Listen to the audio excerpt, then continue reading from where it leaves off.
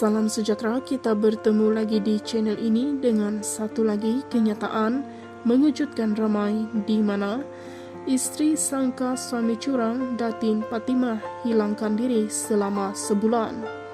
Gara-gara kabar angin tidak benar berlaku curang, penerbit dan pengarah populer Datu Yusuf Aslam mendedahkan istrinya Datin Fatimah Ismail pernah hilangkan diri selama sebulan tanpa sebarang kabar berita.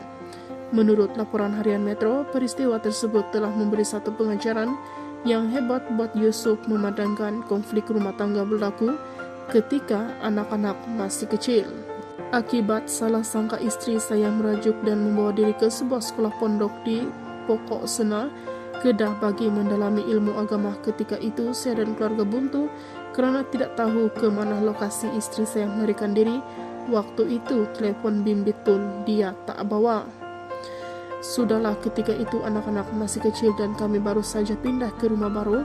Apabila terkenang segala usaha dan penat lelah membina rumah ini, saya nekat untuk mempertahankan rumah tangga ini walau apa saja dugaan yang datang. Lagipun saya tidak melakukan kesalahan yang besar atau benar-benar curang.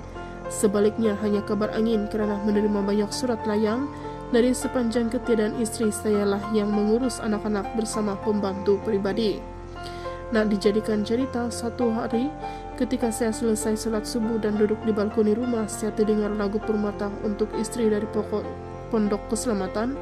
Tanpa saya sedar air mata saya berguguran jatuh dan lagu itu begitu menyentuh jiwa saya, katanya lagi. Bagaimanapun Yusuf meluapkan rasa syukur apabila istri kembali ke rumah dengan bantuan ayah mentua, meskipun proses memujuk memakan masa bertahun-tahun. Pada awalnya dia masih keras, tapi alhamdulillah selepas saya meyakinkan dia dengan mengatakan sekiranya saya melakukan dosa besar pasti Tuhan tidak akan menyelamatkan saya, termasuk bersikap jujur dalam perhubungan jika nak rezeki sentiasa melimpah. Kebetulan waktu itu film Gerakas The Movie nak tayang di Pawagam. Istri saya pun terus berli dan mengatakan biasanya film saya selalu mendapat sambutan, jadi dia nak tengok sama ada film itu berjaya ataupun tidak. Alhamdulillah, dengan izin Allah dan saya bertegas dengan pendirian tidak melakukan hal yang tidak baik di belakangnya, film itu sukses apabila meraih kutipan pecah panggung. Jujur, proses memujuk memakan masa bertahun. Saya tidak salahkan dia, sebab sudah tentu dalam bidang hiburan ini kami terdedah dengan macam-macam gosip. Tambah pula saya selalu berjumpa dengan artis dan istri saya perlu kuat menghadapinya.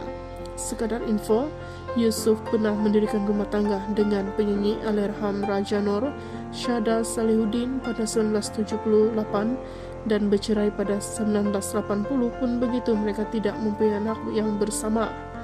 Kemudian Yusuf berkahwin dengan Fatimah Ismail pada 1982 dan hasil perkawinan itu dikaruniakan 4 orang cahaya mata. Itu saja info hari ini. Sekian dan terima kasih.